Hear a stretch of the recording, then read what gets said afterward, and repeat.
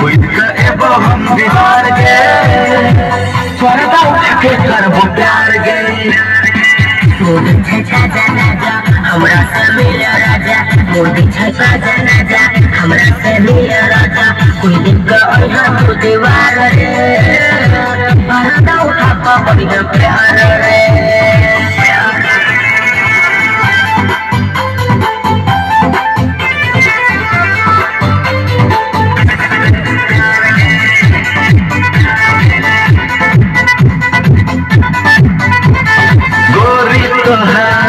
पतली कमर कातिल तो हर